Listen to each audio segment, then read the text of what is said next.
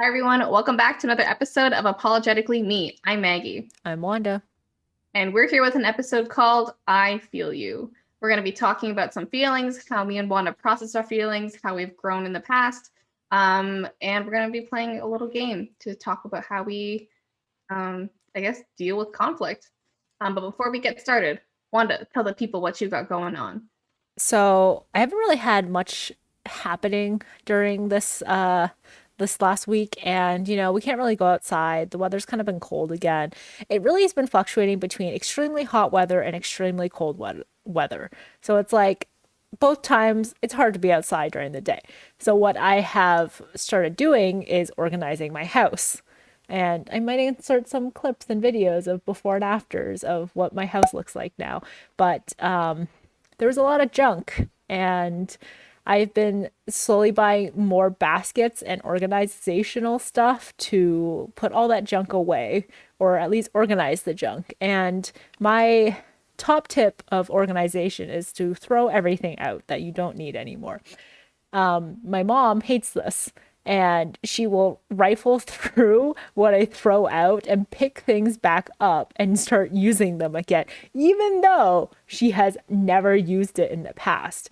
Anyways, I'm organizing my kitchen. I bought a lot of Lazy Susan turntables for like my sauces and everything, like the soy sauces and all those things. I'm organizing a few cupboards for like snacks and stuff. I've organized this corner of my house, and it's progressing as more and more packages come in. Why are they called lazy Susans? Poor Susans. Yeah, I know. It's not even alliteration. Like most things are like Chatty Cathy or like, like those type of things, but Lazy Yeah, kind of Susan, lazy Liz. Lazy, yeah. Or why does it have to be a woman? Lazy Larry. Yeah. Just gonna change it to Lazy Larry. Yeah, unless I mean like the creator's name was like Susan, and it like was this whole thing where she was like, haha, Lazy Susan. That's so funny. Play on my own name, you know? Oh, Susan, why would you do this to yourself? Yeah. Um, Anyways. you want to talk about your pillow that you bought that I thought was really funny? So right before we started filming, I decided to show Maggie, I guess against my better judgment, that I had decided to buy this giant pillow. Picture here. Um, Maggie thinks that it looks like a dog bed, but all the images on Costco's website is pictures of people on it. And only some of the reviews say that I bought it for my dog. But like, it looks like a comfortable beanbag chair-esque thing that is much cheaper than a large beanbag chair. So, Fast forward, Wanda gets a dog. Wanda and her dog lounging together in their beanbag chairs. oh, that'd be so cute. That'd be pretty cute. Yeah, like Also, that you bought yourself a dog bed is pretty cute too. it looks like a giant pillow. Like it's just a giant pillow Dog for bed. what's the difference between this and a beanbag chair? I guess like not much, but it's not really a beanbag chair. It looks just like a pillow. Yeah, but it's like it you could stand it up and it's a chair to sit on. I, It's I guess. I'm just trying to maximize my comfort here, you know? Okay, dog. What's your update? I don't really have anything fun going on, but I was asked an interesting question this week. I was asked, would you let Jeff Bezos butt fuck you for $1 billion? And any sane, rational person, I think, would say, yes, of course. It's $1 billion. Um, and my friend who had asked me this said, I don't know, because I feel like I would do it, but I need to make sure that I don't feel like dirty after doing this. So I'd have to donate like $1 million to like some child sex trafficking thing to make sure that 20 other kids aren't getting butt fucked. And I was like, how do you get from like point A to point H like this? There's like nothing in between. They're like not connected. You don't have to justify it. It's $1 billion. Like, yes, Jeff Bezos isn't coming down and being like, I'm either gonna butt fuck you or 20 other kids. You decide right now. It's like, no, it's a hypothetical question. And Pete Davidson best summarized it in a segment that I will call Pete Davidson is a Businessman. I recommend you guys watch it on YouTube. Kind of funny. I think Wanda laughed. Wanda rarely watches like my YouTube videos I send her, so this is great. I feel like you don't. I didn't watch most of them. Like I watched like all of the TikToks you sent me. They just have to be short enough and interesting enough. Yeah, the Pete Davidson one was 3 minutes, so Yeah. I'm impressed you watched It it. was funny. I severely enjoyed it. Nice. It was very accurate. Because like the TLDR, if you don't want to watch it, it's basically like when you were younger, people you would go around with your friends and ask like, would you oh, these are all guys by the way. Would you go down on a guy for $1 million? And then the guys would have to pretend and lie and say, no, I wouldn't. But Pete Davidson is like, now that I think about it, I'm like, yeah, I totally would. If I'm honest with myself, I would do it for less. Like $3,000 or something. Um, and then the example he gave, he was like, yeah, $30,000. That's a great amount. Like once, like do it twice a year, like fund myself, have fun for my family. Like it's just going down on a guy. I'm like comfortable enough with my sexuality. I don't care, whatever. And I did some research into this. I had asked around, not I asked Not around. Googled I didn't it. Google it. I did a focus group. I had asked my brother. I asked Gabby had asked her friends, guy friends, and Wanda had asked Jordan this. And the overall consensus was that the guys were not super comfortable getting butt fucked by Jeff Bezos. They all felt dirty. One of them said no. It's $1 billion, guys. $1 billion. And the only person who said yes was my brother. He said, absolutely yes. And I said, do you feel like you need to justify? Like, do you feel dirty? And he said, okay, but it's $1 billion. I'm not stupid. And I was like, this is why we're related. This is great. Yeah, I think it's like people really don't understand how much money $1 billion is. And like when push comes to shove, when you're in that situation, I feel like a lot of people will have trouble saying no. Yeah. And my friend who had asked me the question was like, oh, it's like different for girls. Like, yeah, like you're a straight girl, like whatever. It's like no big deal, a dick inside you. But for guys, it's like, it's weird. It's different. It's a dick. And I was like, okay, if it was reversed, like would I go down on a girl for $1 billion? My answer is still yes. And he's like, no, no, it's not the same. It's a dick. Dicks go inside you. They're different. I mean, this is never going to come to light, so It like won't. it It won't. Yeah, but still, the $1 billion, guys. This is the only exciting thing going on in my life right now. great. End of my update. Love it. Okay, Wanda, who is your beef or crush of the week? So, my beef of the week, I have been watching Kim's Convenience season 5 because, I support all shows with a predominantly Asian cast. And two things about this now. So, season 5, I think the ending was it gave some like finality, I guess, to the show, but apparently they were supposed to have a season 6. But what ended up happening was the two co-creators decided to no longer pursue a season 6 and have moved on to other ventures. The Appa, which is father in Korean in the show, said that all the actors have wanted to do a season 6 because they have felt that the story or the ending of season 5 left a lot of things unanswered. It didn't provide a perfect conclusion. So he reached out to one of the co-creators being like, "Hey, like let's discuss this. Like we'd really like to do a season 6." And the creator ghosted him. Yeah. And the creator originally wrote the like character of Appa after this actor. So like he was the inspiration from the start. He's like this like actor has been doing it from the very beginning, workshopped the character, everything, and he just ghosted him. Terrible. Oh my goodness. Wait, I'm looking up these people now. In Choi and Kevin White. Yeah, I'm pretty sure he um the actor reached out to Ines Choi and he was the one who ghosted him. Which is like you're just gonna forget like the people that have helped you along the way just because now you have maybe bigger and better things to do, which is like you have so Simi Liu, he is now in Ten Oh, Rings. He's a Marvel, and so he has split his time basically during filming of season 5 to be both filming like Ten Rings and as well as like Kim's Convenience. And he was also back for the like the later episodes of Kim's Convenience, and he was on board, even though now he's like considered like pretty famous by like the show standards.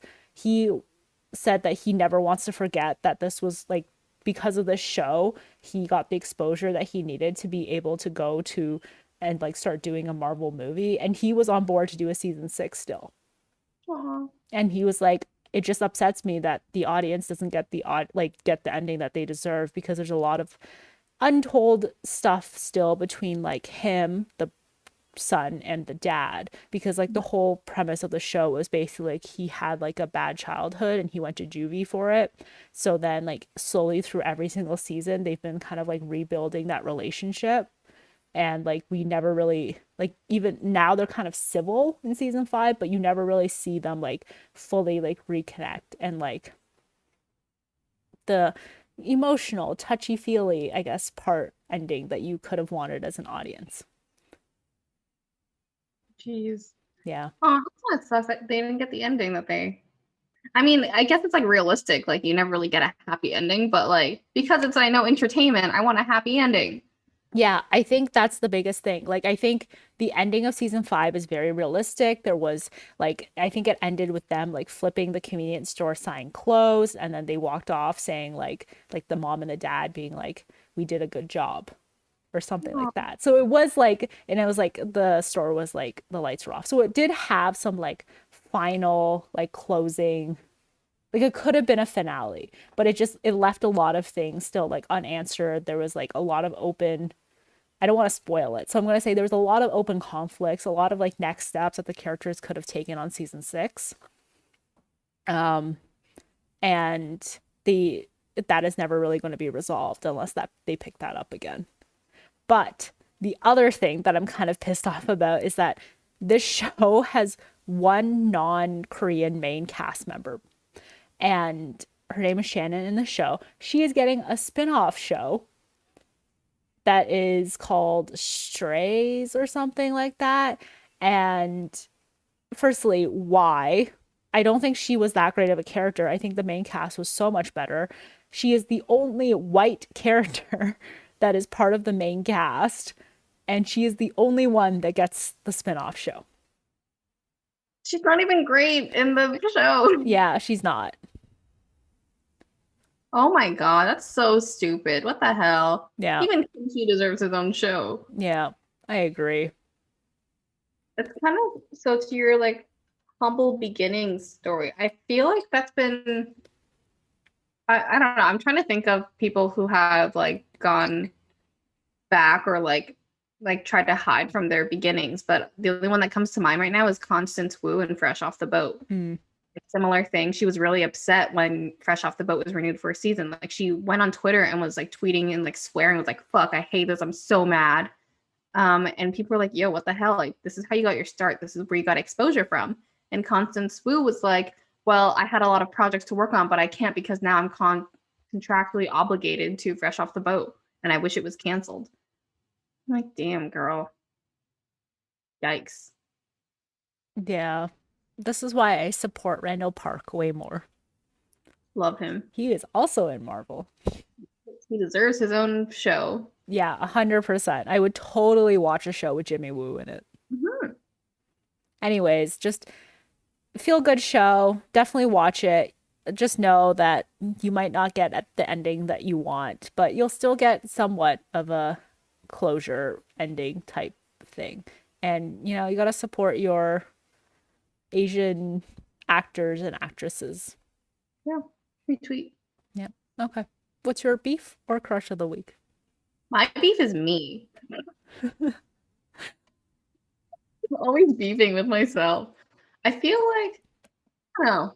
I guess because May or something. I don't know if it's like because of the changing weathers, but I feel like very unhinged most of the time.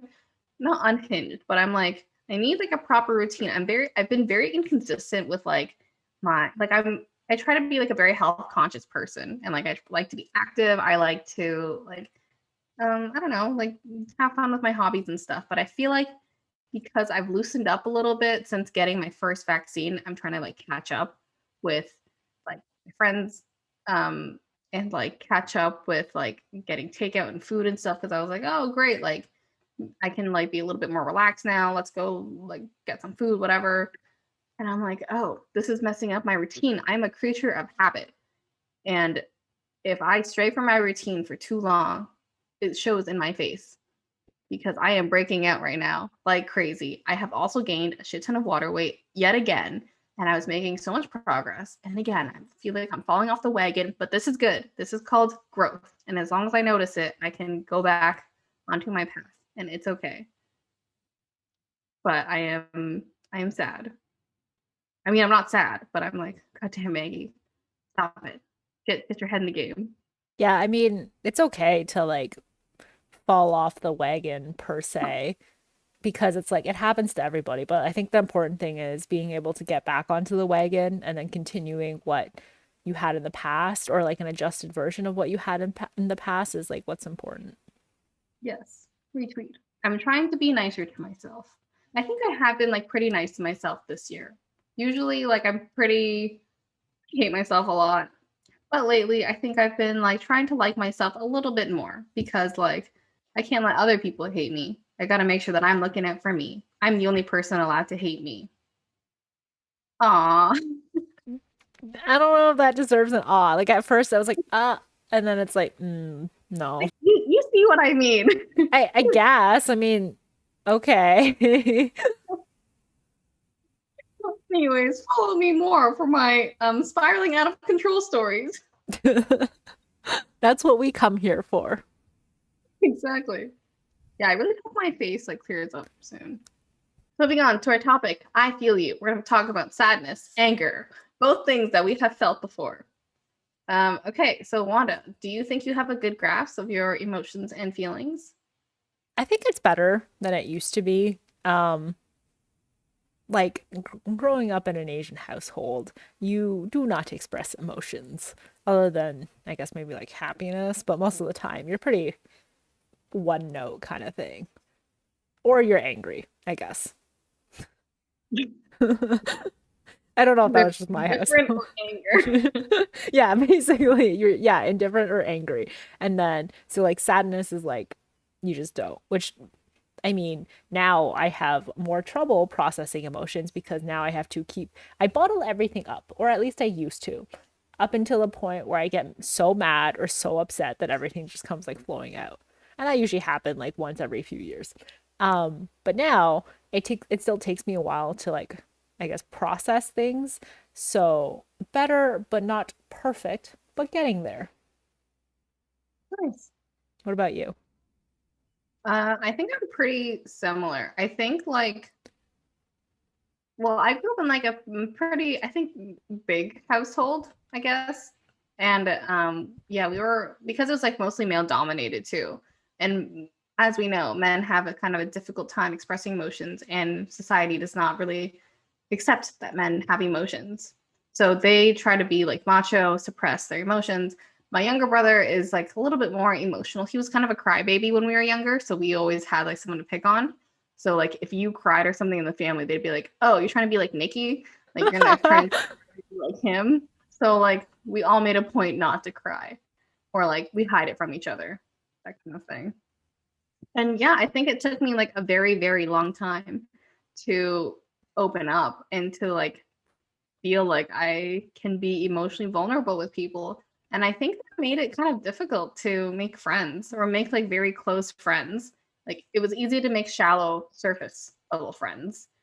And then along the way, you kind of see that it like backfires in a way and that it doesn't make you happy. And you're like, oh, I have so much things to talk about. I need to talk about this with someone. And then now you're like, oh, okay, this is how it should be.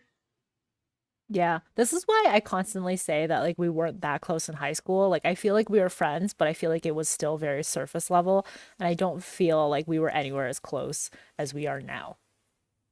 This is fair. So stop adding me about saying that we weren't that close. You said that you and Gabby were close. And I was like, I hung out with both of you way more than you guys hung out with each other. Yeah, but the thing is, I think Gabby like talked to me about more things versus like you would not be that like over, like, you wouldn't share that much about your life. Yes, it's fair. Because I was like, it's none of your business. It's my stuff. Leave me Me alone. too. Same, exactly the same way in high school, where I was like, I don't enjoy sharing that much about my life. And I'm still very much a private person. Yeah, I was at you. I feel like I overshare way more to you than you share to me. I judge how much you share, and then I share half as much as you share. No, I want the dirty stuff. Share everything. That's what I like. I love it when people overshare because Oh, I that's overshare. I like it when people overshare too, but not Yeah. necessarily because I overshare. Oh, I feel like I overshare way too much. Like if I really get to know you and I'm oversharing a lot, that means I love you. That means we're like the best of friends. Oh, if I share anything with you, it means we're the best of friends. Podcast, everyone out there, we're super tight. Yeah.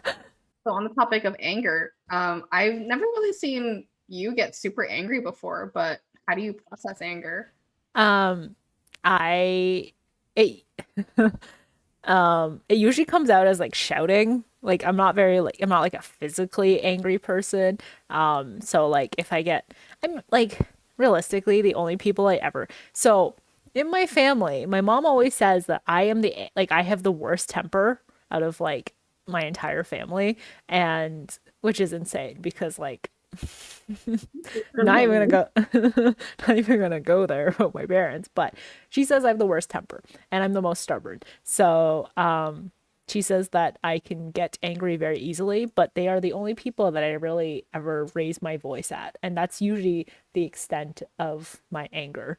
I rant, but that's not really considered like I guess that's kind of angry. Yeah. So I get out a lot of my anger through like ranting and like telling a bunch of people about like how someone has wronged me or something has wronged me. And that's probably like stage one of anger. Like stage five is like me starting to yell at people, which has never happened outside of my family. There's like a thing where it's like you have like different versions of yourself. So at least like the version of you with your family is like different than how you are with your friends. But also, if you have a family in the future one day, do you think you're gonna get to that level of anger too? No, I don't think so. I think it's like, I don't think that they would ever push my buttons as much as my parents do. This is fair. I don't know. I don't know, but I don't want to say that because I feel like kids are just they're just wild cards. It's easy to say things now until it actually happens. Exactly. We're woke enough to know this. Like Yeah. kids are Yeah. And no shame for raising your voice ever at your kid because like they can be little shits and we completely understand that. if you need us to raise our voice at your kid, you let us know. Like, what do you do when you're really angry? Do you have any coping mechanisms? I usually go to the gym. I think so. No, I okay. So for sadness, I think I go to the gym, but for anger, I just rant. Like my number one thing is to get it all out, tell as many people until I feel like I've told enough people. And I don't want like suggestions. I don't want like, hey, calm down. I just want you to listen to why this person has wronged me and be like, yeah, like how terrible, like that bitch or something like that. Like that's all I want. Who says calm down? Oh my God. You see, like I no one's ever said it to me, but I've also very much like explicitly stated that if you say calm down, my anger that like was all directed towards this other thing is all going to be directed towards you and then some. Yeah, this is true. Yeah. Do you cope with anger? No, I think I'm pretty similar to you. Like, I think I'm a person that like I need to figure out my thoughts. I think I go through a lot of phases with anger. Like, okay, if I'm like super, super angry, then I just like shut everyone out. And I'm like very like I don't want to talk to anyone. I'm in a bad mood. Like I will do things alone. Like please do not message me. Please do not talk to me. That's how like angry I am. I think that's like the final stage of my anger. And then it's like when I'm in the middle of processing it is when like I want to talk to everyone and get their opinions and see what they thought and see if I did anything wrong. Mostly I want to see like if they side with me. That's mostly what I want out of it, but I will accept it if I am in the wrong.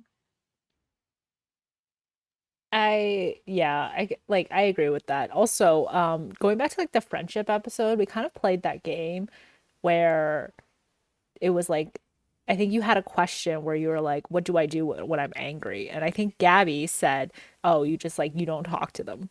And you were This like, is "No." that's like my final stage. You were not clear.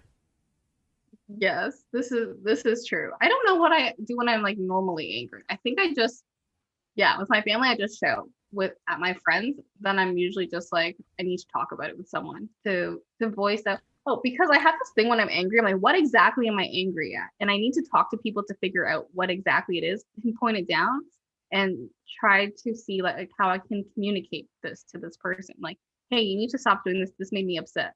Or um like I did something wrong, or like I need to fix something. Like I need to try to figure out what words make sense because again I know very little English. I need to figure out what the right words are.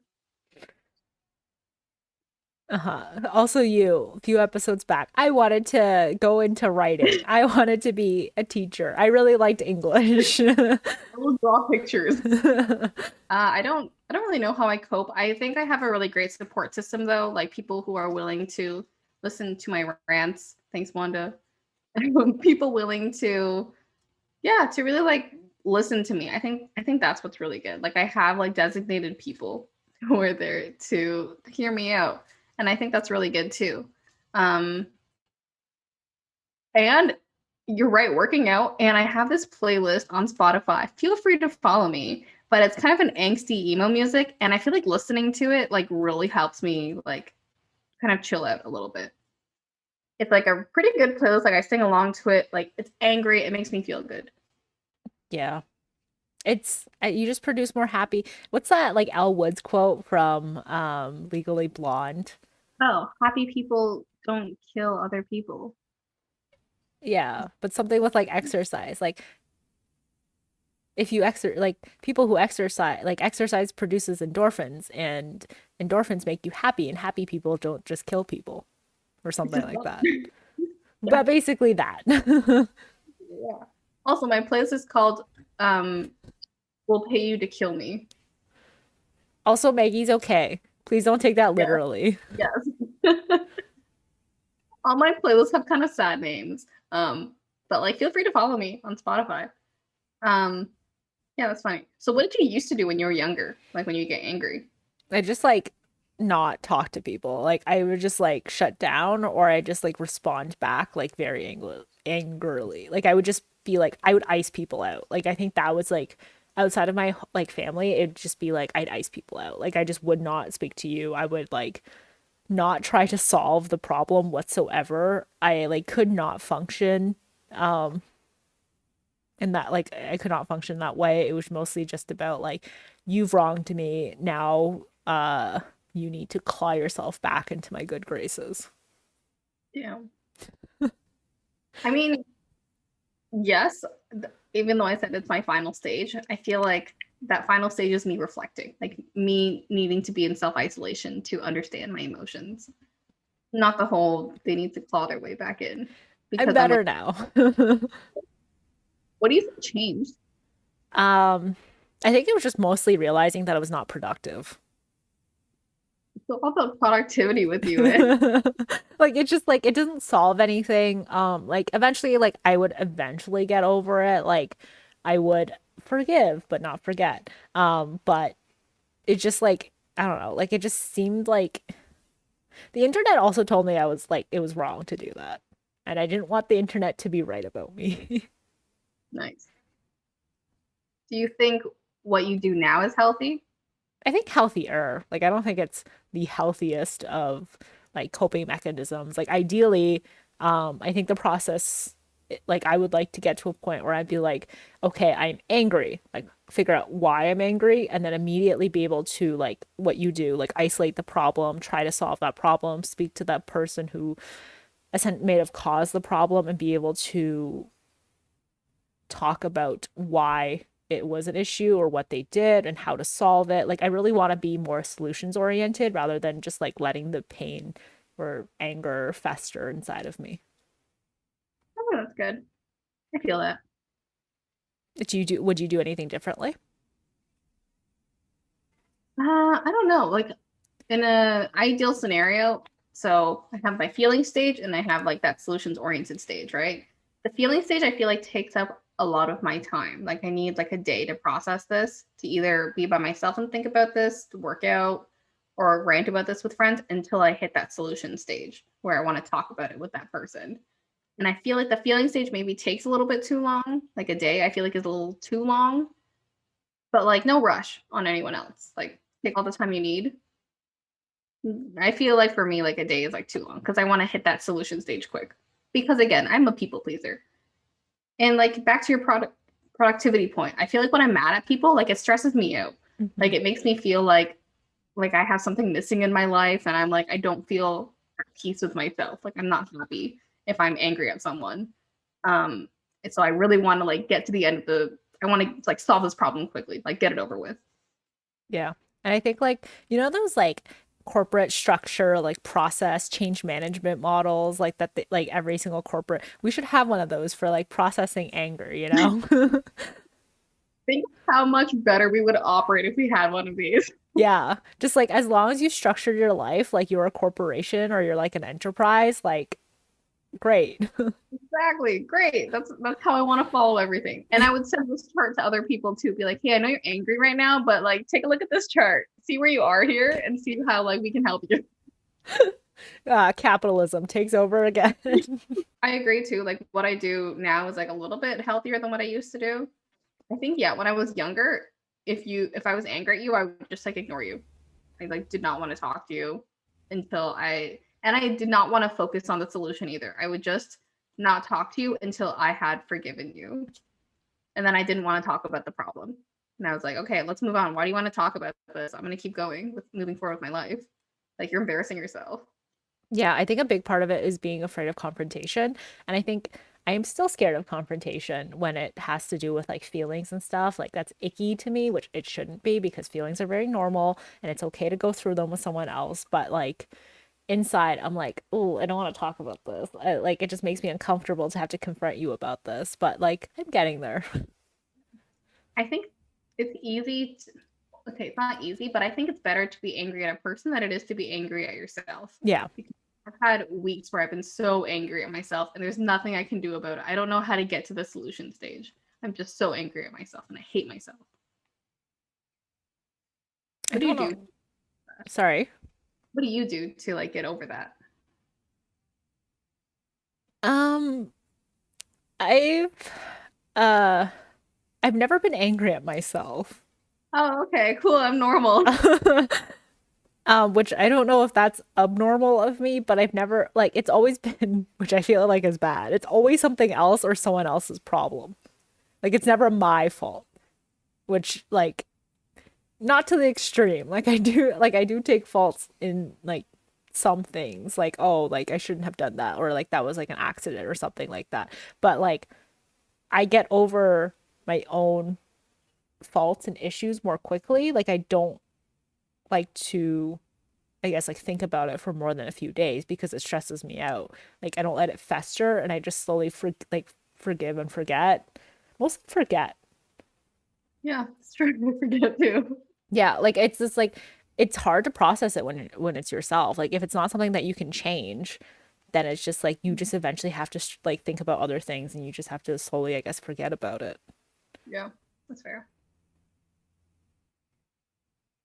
Don't be angry with yourself. There's other people to be angry at. This is good advice. Um, yeah, I don't think I'm as angry as myself now. I think I was always angry at myself like when I was younger, like going through the motions, I think. Puberty. Mm. Um, yeah, I think like just forgetting and I think like trying to be easy on yourself. Like I would always like self-critique everything I did. Like any little emotion I did, anytime I went out and did like a social thing, I would go back home and I'd have to like reflect on every little wrong thing I did and how I could improve for next time. And I feel like that was very extreme of me. To the point where like I just like tried not to go outside because I was like, no. I'm gonna like self-critique myself so much. I can't do this. Um, and now it's like I think I'm older and now I'm like I'm trying not to get into my own head about things and like Oh, self-love comes Yeah. down to it. I think blind confidence also helps a little bit. Ooh, before you go out, you should work out, get more testosterone, and then go out because then you'll feel less likely to critique yourself and more like you rule the world. Hmm. This is good advice. I will do this. Plus, it gets you to work out, so Nice. Even better. win-win. Win-win is right.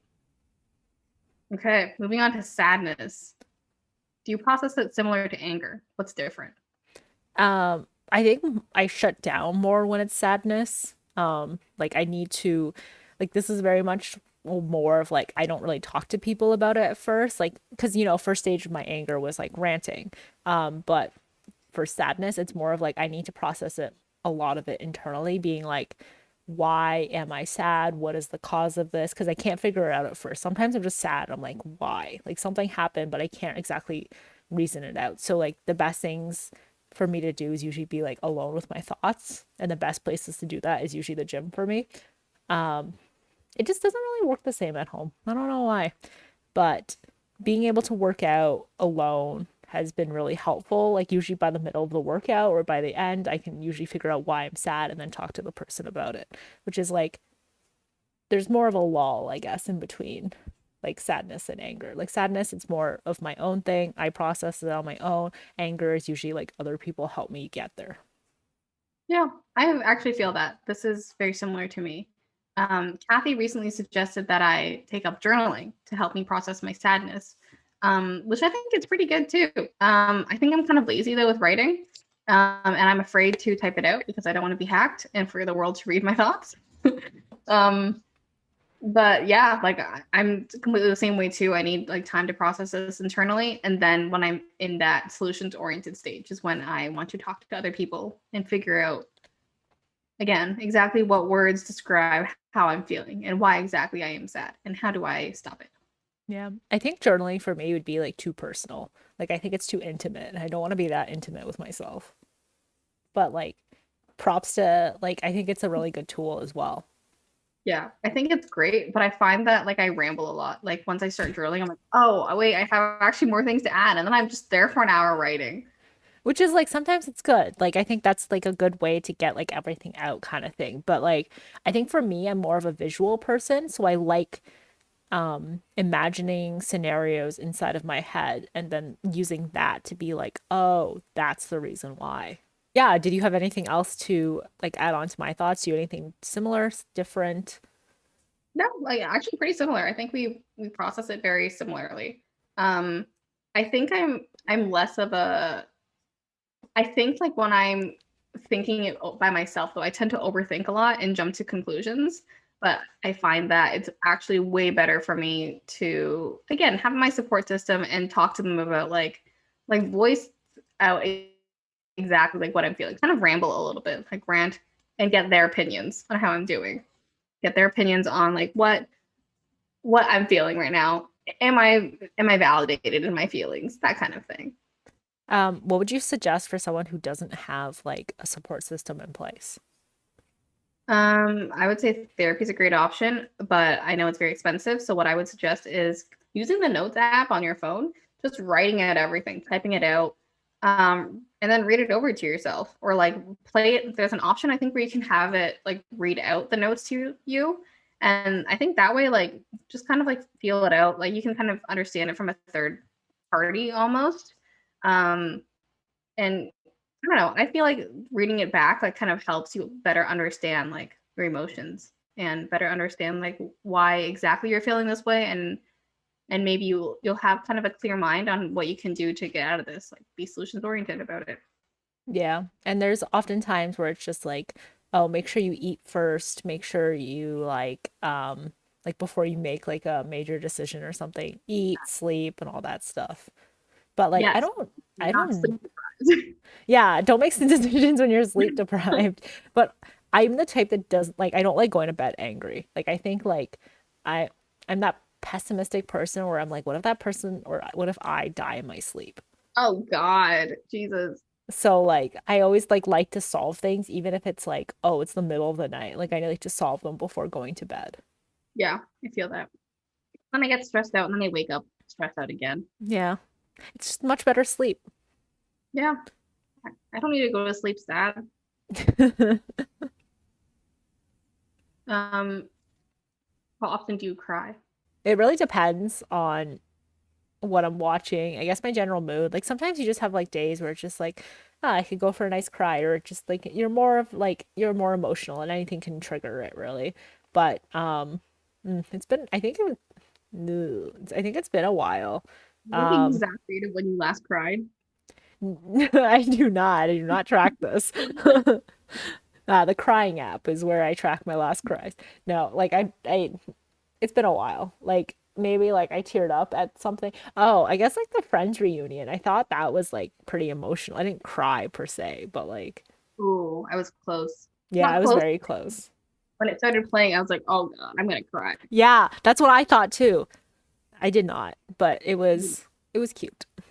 yeah. How often do you cry? Uh, well, I know the date of when I last cried, but like You made I fun of me for it. You're like, you know the exact date, and you're like, actually, my exact date was. didn't know my exact date there. Only because like it was like yeah, like I just knew when it was. Because like stuff happened that day, and I was like, oh yeah, this happened that day, and then I cried that day. Um, but I think like usually not that often. Like maybe I do get an urge to cry like once every other month because of my period though. Like I'm very emotional leading up to it. And like I'm very sensitive, I think, or just days where I'm like, I need to cry right now. And like YouTube things on what I want to cry. Or I have a list of things ready or movies that I want to watch too. But I will share that in a bit. Um, but yeah, I don't think it's been very rare that I've cried on something that I don't know. Okay, sorry, I'm just rambling right now, but I don't know if it's like I'm crying because I'm genuinely sad or crying because it's synced up to my period and why I need to justify that it's because of my period. I think it goes back to my family because like you don't want to be the crybaby, so you need something to blame it on. And I just want to blame it on my period for some reason. And you do it a lot too. Like every single time you're like they almost go like hand in hand for you, I think. Like every time you talk about it. Like even when you're asking me the question, right? You're like how like you ask them like back to back. So like Yeah. you very much I guess link crying to like your period. Yeah. Like I want something to blame. I don't want Yeah. it to be for my feelings. Hmm. Gross. Maggie, stop that. Have you cried tears of not sadness, like happiness, anger, for the meme? Um I for the meme. I can cry on all cue. emotions. I think for anger, like if you go back to when me and and Maggie were gonna get a divorce because we were fighting, like we literally said like when both of us get too angry, it ends up being like crying because it's like I don't know why that happens too. It's one of the things that I hate most about So, myself. me too. I think what it is like I have so many thoughts right now surging through, and I can't find the right words to properly explain why I'm mad. And Yeah, then I get mad, and it's all like bottled up, and the only way it can come out is through tears. hate it. I'm not Yeah. like a pretty crier either. Like I'm like I got really Mm, snotty, so the worst when you hiccup. oh yeah. I don't think Yeah. I think it like it's I if I hiccup once in a day, I will hiccup continuously throughout the day. Like I'll stop for a bit and then I'll come back a few hours later. So hiccuping is one of the worst things for me. Fun fact. I hate hiccuping when I'm crying. It's like the worst because I'm like, no, I am coherent right now. I just can't get it out. Yeah. Can't even speak. I Yeah, pretty much. I run through like so many tissues because it's just like my eyes are leaking, my nose is leaking, like everything's leaking, and I'm just like a mess. So we talked about like what you do when you're sad. Do you think what you do is healthy? I mean, it could be healthier. Like I feel like I think people should never be like, oh, like what I do is completely healthy. I think it's like there's always room for growth. And Mhm. like being able to admit that is something that is good. So while I do think it is healthier than it was before, I think it could be healthier, just like my anger process model. Nice. Sweet, sweet. I feel You? that too. No, exact same way for me. I don't think what I do is perfect. I think there's always room for improvement, and I think like it's probably going to change in the next 10 years anyways. But as of right now, like I'm okay with this. I don't know how to change it. Yeah. If you have any advice for how we can process it better, let us know, and then we will try to include this into our change management chart. Yeah, we're gonna brand it. Or actually the next step for us is to go into corporate coaching and we're gonna use our branded chart to counsel and go through corporate restructuring.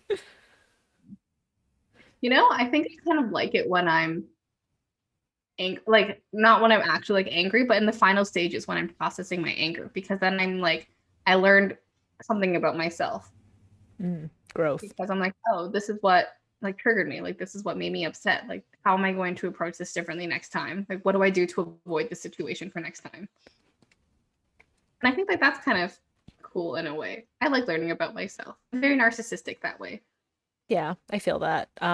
Like I love doing personality quizzes and I feel like that ties directly hand in hand in that. I love making people do personality quizzes because I like learning about people too. Yeah, also fair. Um, Yes. do you think how we process things is going to change when we are 30 or like 35, like 10 years from now? Yeah, I think so because I think by then, like, knock on wood, but I would like to think that I would have like a family at that point, like 35, maybe a significant other, I don't know, but for sure kids. So I'm like, I think like how I process things will be very different. I think I can't necessarily like cut people out or like self isolate when I have kids. I feel like that would be very difficult to do, and probably someone would call CPS on me. Um, and yeah, I'm very curious to see how I would do this in 10 years. Maggie, in 10 years, watch this and do edit on TikTok. If TikTok is still around, obviously. I think it's like, you know how like Billie Eilish did like an interview or like a Vogue or Vanity Fair interview Um, every single year, like where she answered the exact same questions. I think it'd be cool to do a lot of the same things, like maybe like 10 years from now, just to see how things have changed yeah, that would be cool. Aw, if we're still cute. around.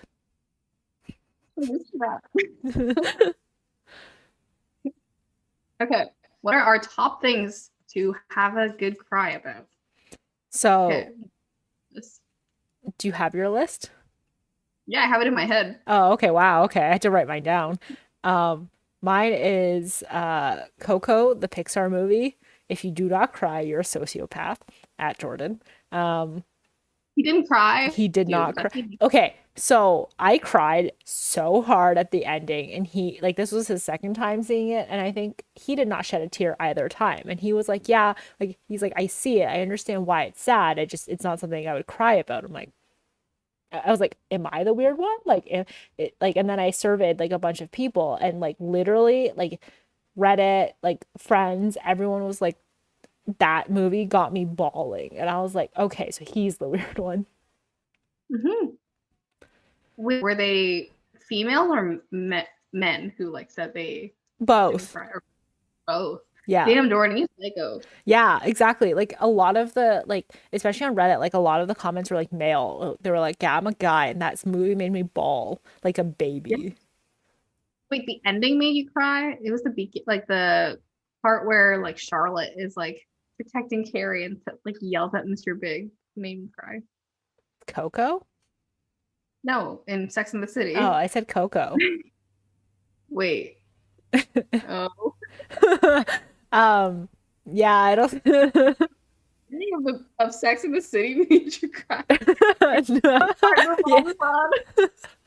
No, like I said Coco, the Pixar movie. Oh my God. I thought you were talking about Sex and the City. Oh, No. Um Coco, the Pixar movie made me oh, cry. Like the okay. ending of Coco. It was sad, right? Okay, that didn't make me cry.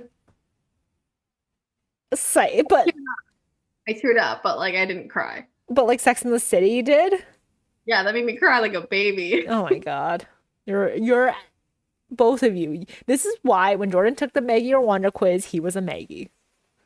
This makes sense. It was a good movie, but like I didn't cry. I was like, I was like, yeah, I would understand if I cried, but I didn't.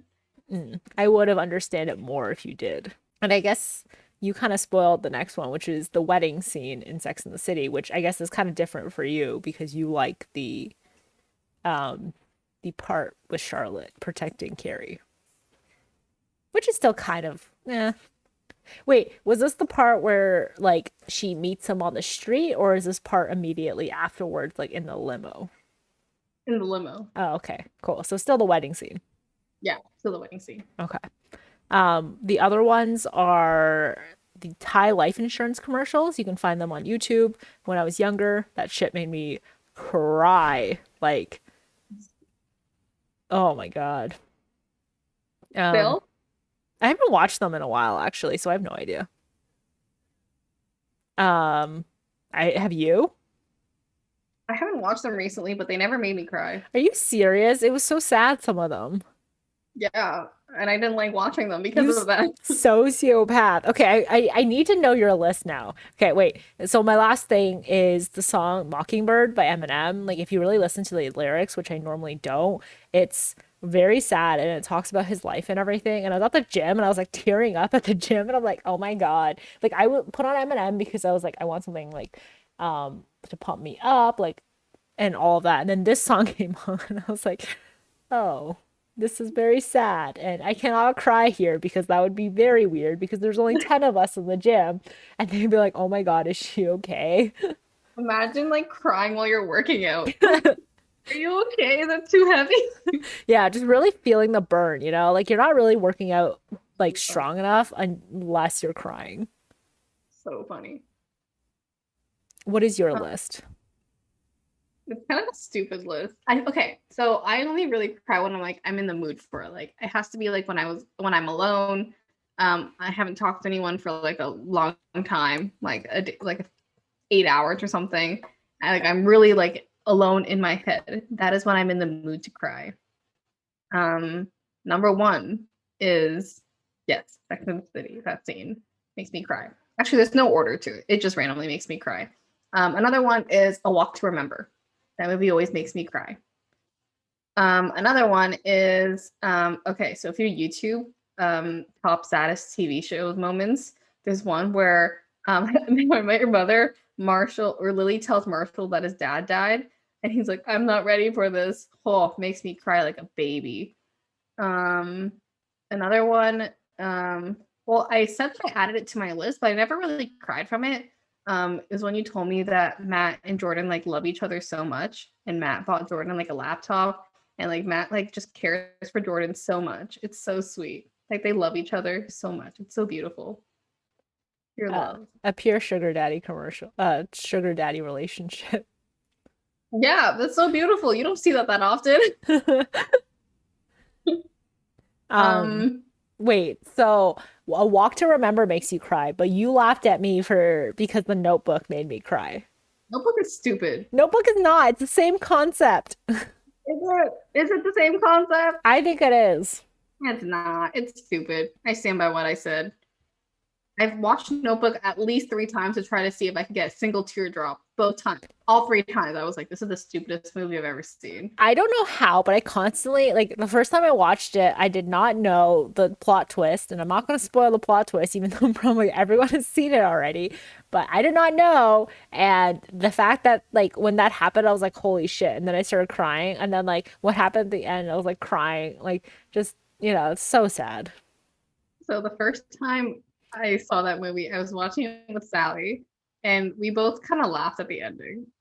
How dare you? A Walk to Remember is not like it's more of a trope, I don't know why it makes me. It's the OG though. but no. Mm, Well, it was my OG. wait a second. It's my OG. And also, what else makes me cry? Oh, sometimes K dramas will make me cry.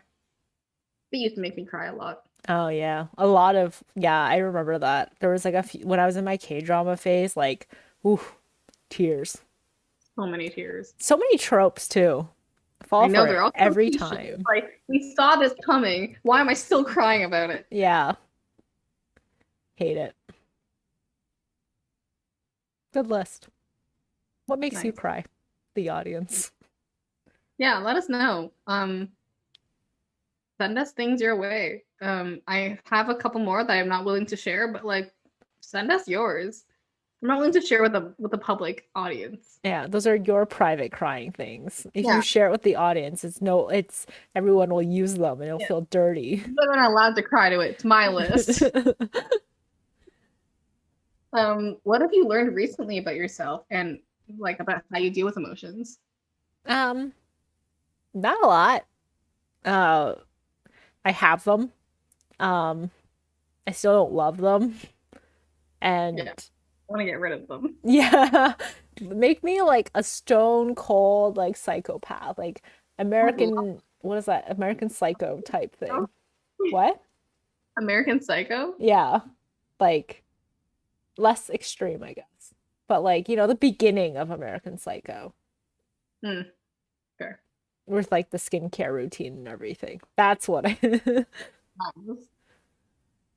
Um, yeah, like I think it's like I'm getting better at processing them. Like it's hard because it's like when you come from a childhood where your parents don't really tell you that they love you and you like but you see it on TV, so then you're like, wait a second, like what is normal? Like is the parents telling you that they love you normal, or is like what your parents doing?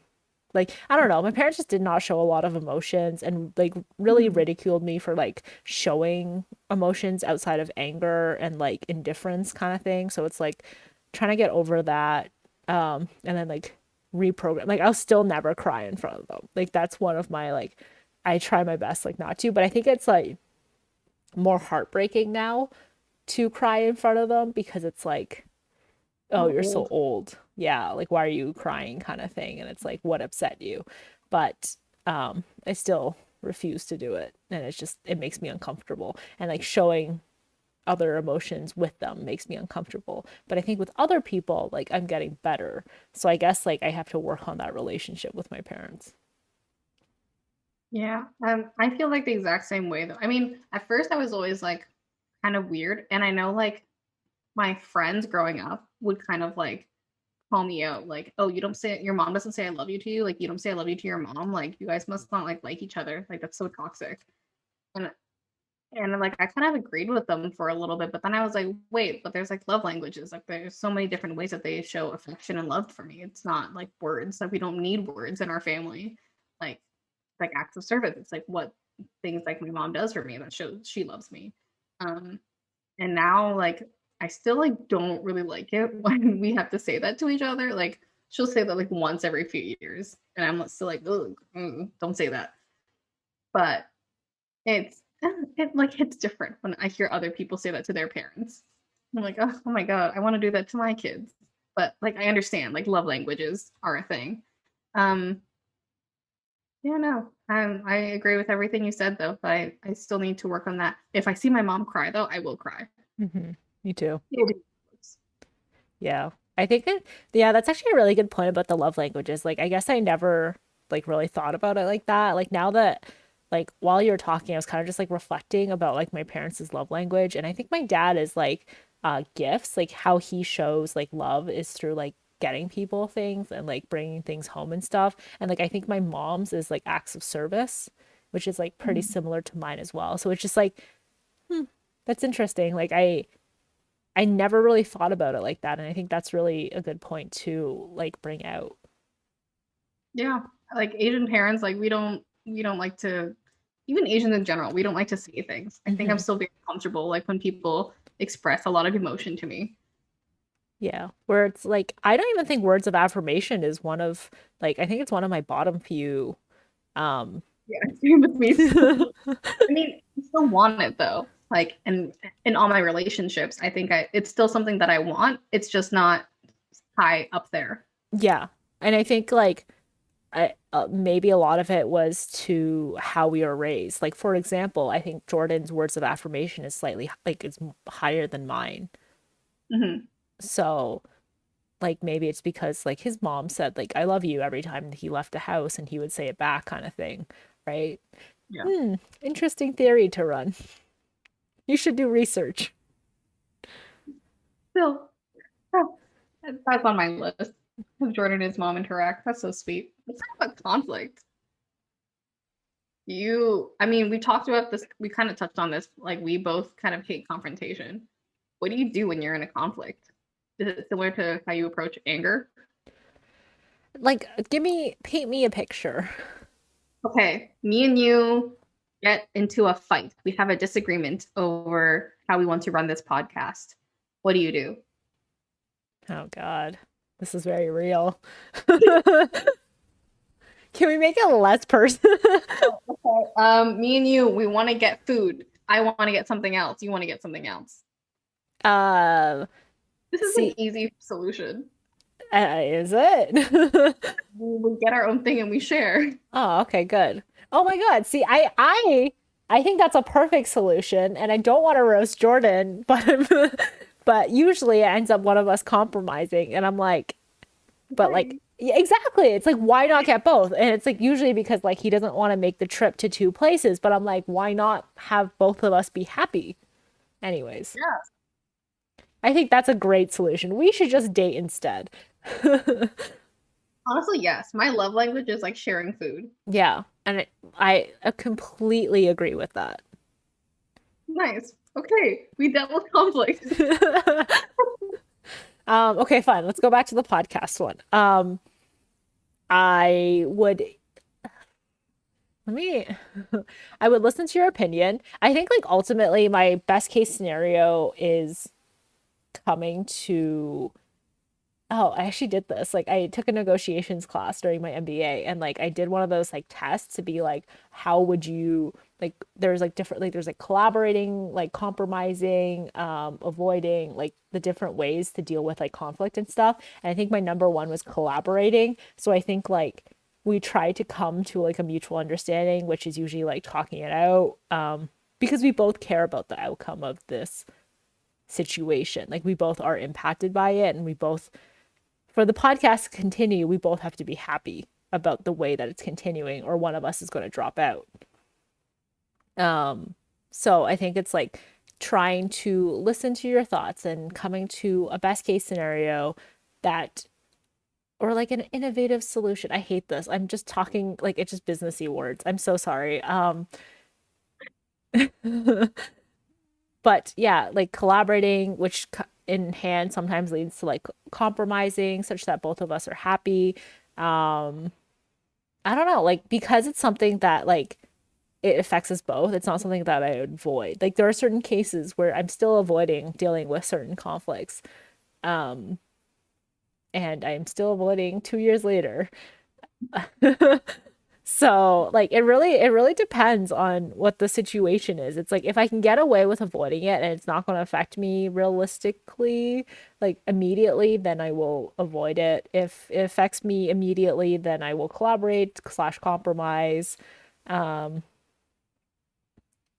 there are very little times where it's like a conflict I will deal with like head on, where I'm like, hey, I'm right, you're wrong, and you're gonna fix this for me. What about you? Um, I don't know. I think it's like similar. I think I'm pretty similar to you too with how we deal with things emotionally. Like a conflict is also one of those things that I feel are similar. I haven't had conflict in a while, but like I see it if it's with another person, I see it like we're both trying to reach the same solution here. Like we both want to be happy. And I don't think, I mean, no, it depends on what the problem is. You're right. But I think it's just like either compromise or I don't know, we both should be happy. It's tricky. I haven't had a lot of conflict in my life recently because I haven't really seen a lot of people. And like when we do talk, it's all virtual. Moving on, quick game of Would You Rather. Um, I don't know. I don't think I have to explain how the game works, No. but okay, cool. Would you rather? Okay, Wanda, would you rather never be able to express your emotions or be unable to hide them? Never be able to express them. Do I have to say why? Yeah. I guess like because I feel like women still are still like chastiated by emotions and stuff. Like, for example, the whole like a few weeks ago, Doug Ford came on TV and he started crying because he was apologizing for reopening too early. And if this was a woman, she would be canceled. Her career, like political career would be ruined. So me being the person who wants to slowly move up the corporate ladder, if I constantly could not hide any of my emotions, I would never make it anywhere. So, in the end, psychopaths are rewarded by me never showing any emotion, but me being a woman, if I could not hide my emotion, I feel like that's just like I'm never going to get promoted and I'm never going to end up anywhere. Sorry, unfortunately. That's fair. I don't know. It's kind of tricky because, like, I think I'm pretty good at hiding my emotions already, but I feel like it would be a whole new world to be unable to hide them, like to show every emotion on your face. Mm-hmm. I feel like I respect those people more. It's like they're very clear. Like I don't have any ambition to go into politics, so I'm okay with this. I But I don't either. I think it's just like I like those people, like managers or like people I look up to who are very clear, like very easy to read, easy to understand. Like, oh, they don't like this. I know right away. Like I have to readjust. So I kind of like the being able to being unable to hide your emotions. Like, why do I Wait, have to hide my emotions? I want to unveil them to the world. Everyone nice. should revolve around me. I think my whole thing would be like, what if I would just like start crying in the middle of a meeting and be like, oh God. Then they'll know that I was not happy with their idea. That is that is fair. I like that. Okay. Yeah, Um, revolve around me, guys. would you rather never deal with conflict or constantly have to confront people? Oh God, both are horrible. Like, I do want to deal with conflict because, like, again, conflict stresses me out and I want to get to the solution stage, but I don't want to have to keep being that person who confronts them. That's so annoying. You know what? Maybe like I don't have a lot of conflict, so maybe I'll be the person who has to constantly confront people. What if you do have a lot of conflict? Like me as a person right now, I don't have that much conflict with people. But what if you had more? Chaotic am I getting in this hypothetical scenario? I'm crying in meetings and I have so much conflict. I'm a hot mess. I mean, I agree with you. I think it'd get easier. I feel like the more you confront people, the easier you would get and the better you'd be like tailoring how you say things. So like I think I would choose that option. Yeah, I think like your communication skills will be like through the roof. Yeah. It'd be More like those like really like on TV when someone like says something like says negative feedback to someone, but somehow they spin it such that it's so positive, but then they still work on the negative yeah. feedback. You know when like the shows too, like there's so many like TV show episodes where like they could have easily like avoided this whole problem if they just talked about it. If they just confronted the other person, it's like, hey, did you mean this? Think of how many problems and how much time they would have saved. Every episode of Modern Family, basically. Oh my God, that's so funny. Right where like I was just waiting to say Modern Family because like when like Jordan and I were watching it, I was like, oh, like another episode where it's miscommunication, where like if they just talked to each other, there would be no episode. Yeah, basically. That's so funny. We're in the same wavelength, man. Yeah, wow. Just like we're slowly morphing into one. Actually, Maggie said something really clever the other day, which was kind of self-deprecating, but like we're both sharing one brain cell. Am I wrong? No, which is why I said something very clever. That's funny. Okay, would you rather be angry or sad all the time? This is a horrible question. I know I wrote these, but now I don't know how to answer this question. I'm I trying to wasn't think. thinking either. I think angry because when I'm angry, I think I'm more extroverted, and I think that would be more beneficial to me than when I'm sad, where I'm more introverted. Not to say that being introverted is bad at all. I'm just saying like I think it would just benefit me more. This is actually a really good point. I think um like the whole introvert extrovert thing, like when I'm not that it's introverted, but like when I'm sad, like I need to be alone or like I'll lie down and process things. I'm way less productive when I'm sad. I'm more productive when I'm angry because I want things to get things done out of revenge or spite. Yeah, exactly. Yeah, like the anger kind of fuels you a little bit to, yeah. But like I can't run on anger for that long because it's like, yes, it fuels me, but it's like short fuel. So basically, we'll live a very short life. Yeah, pretty much. I think angry people are also sad too, you know? Yeah. So like you can't really, and sad people are kind of mad, like they're mad at themselves. Hmm. So there's like not a lot you can do about this situation here. Yeah. But so you would choose anger too. I would choose anger, yeah. Yeah. Question of the week. How do you process your emotions, whether it be sadness, anger, maybe even happiness? Um, what about your coping mechanisms? Share them with us. We'd love to hear them because, we can always get better. And as we've said before, we're still trying to improve our change management process model for dealing with emotions. Do you think what we do is healthy? Are you a licensed therapist who is willing to give us free minutes? Let us know Yeah, I would love to go to therapy. for free. Yes, that with that caveat. Thanks for tuning in this week. Follow us and like us wherever you get your podcasts, as well as on YouTube.